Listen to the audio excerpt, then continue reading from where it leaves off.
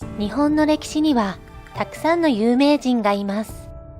この人物もその一人。ほとんどの方が一目見ただけで聖徳太子だとわかると思います。そんな歴史の有名人である聖徳太子、別名厩戸の王子には不可解な死やたたりなどのミステリーが多く囁かれているのです。今回は聖徳太子にまつわる謎についてご紹介したいと思います。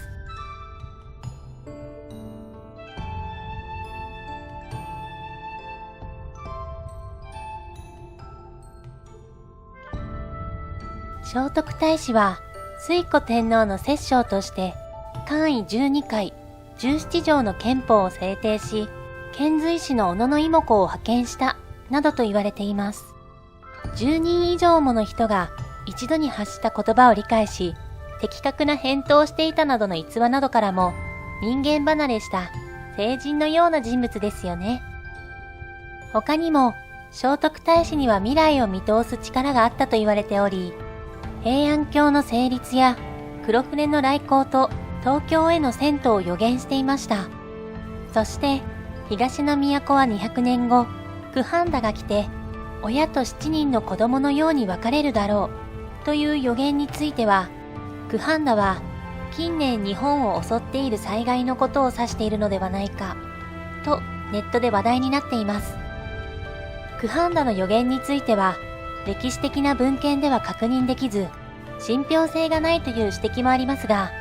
馬に乗って空を飛べたなど、聖徳太子はすごい人物だったという伝説的なエピソードが多く存在するようです。この時点でも十分ミステリアスな聖徳太子ですが、他にはどんなミステリーがあるのか、早速見ていきましょう。聖徳太子は574年に生まれ、622年に伝染病のため48歳で亡くなったと言われています。しかし、ただ伝染病で亡くなったと片付けるには、見逃せない不可解な点がいくつかあるのです。まず、聖徳太子の妻である柏手の日が亡くなった次の日に、聖徳太子が亡くなったということです。ちなみに、聖徳太子の母もその2ヶ月前に死亡しています。伝染病が徐々に移っていき、順に亡くなったとも考えられるかもしれませんが、その可能性を否定するのは、聖徳太子の鎮魂式が全くされていないという説です。飛鳥時代の当時、皇族が亡くなると一定の期間、もがりと呼ばれる鎮魂式が行われていました。推古天皇や金明天皇、聖徳太子の弟が亡くなった時は、この式が行われていたにもかかわらず、聖徳太子の際には、このもがりが行われた記憶が一切ないのです。もがりが行われなかった人物は他にもいます。崇春天皇です。崇春天皇は592年10月4日に蘇我馬子に暗殺されたと言われています。ここで浮上するのが、聖徳太子も蘇我氏に暗殺されたのではないかという説です。当時、蘇我馬子は政治の中心的人物でしたが、天皇中心となって国政を進めていくことにも危機感を覚え、当時の天皇であった崇春天皇を暗殺します。そして、蘇我馬子は仏教を崇拝していたため、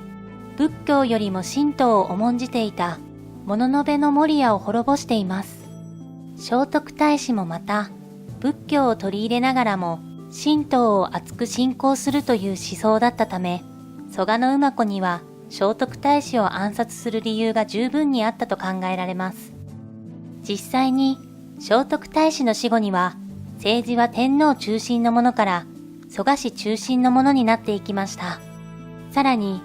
643年には聖徳太子の子孫25人全員が亡くなったと言われています。そうなってくると、何者かによって一族を消されたと考える方が自然なのかもしれませんね。世界遺産に登録されている世界最古の木造建築物、法隆寺は聖徳太子ゆかりの地とされています。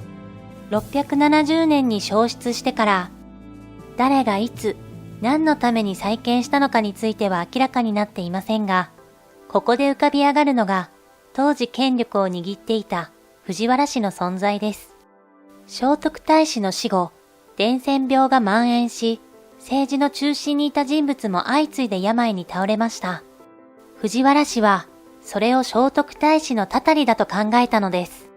聖徳太子の息子である山城の大江の王子は、蘇我氏によって滅ぼされましたが、実はそれを陰で動かしていたのが中富の鎌足。中富の鎌足は藤原氏の祖です。聖徳太子の家系断絶に手を貸した負い目があったのか、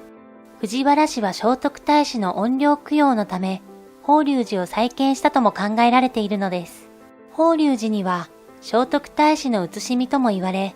長い間秘仏とされた久世観音があります。その観音様の頭には、怨霊封じのためか、杭が打ち込まれているのです。法隆寺七不思議の一つにもなっている、五重塔上部に刺さった4本の鎌も、聖徳太子の怨霊封じのためではないか、という説もあります。しかし、専門家によると馬宿の王子は実在したが、聖徳太子と同一人物なのか、そもそも聖徳太子が実在したのかという点については謎だと言われています。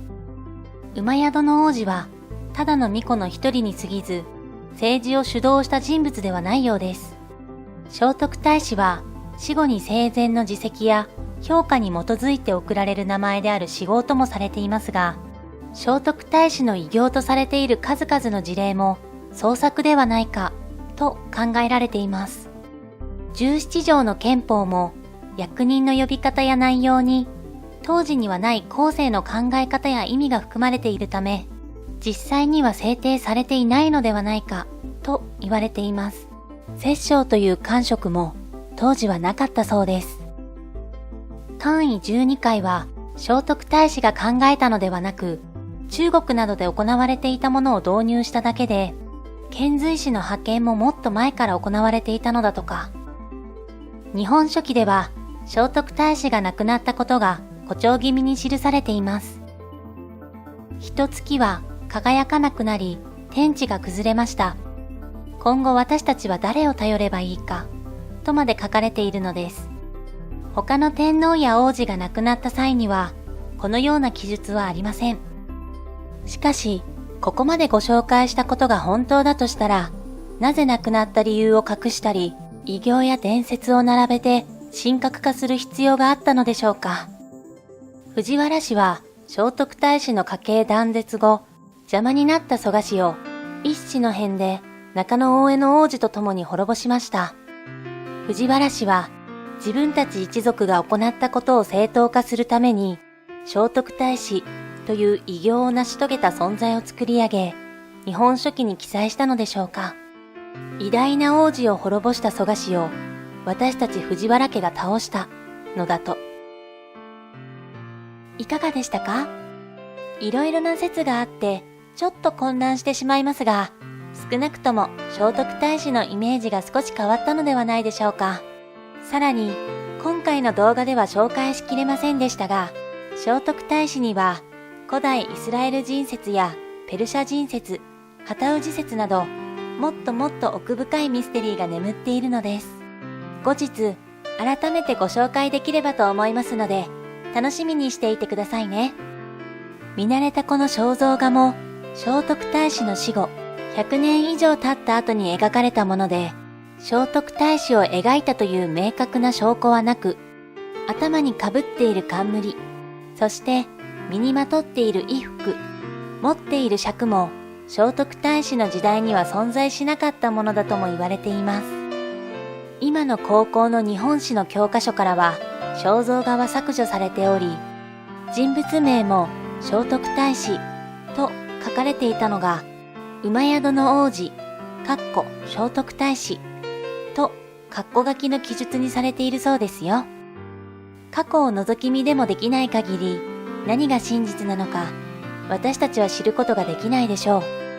だからこそ歴史はこんなにも人々を引きつけるのでしょうね。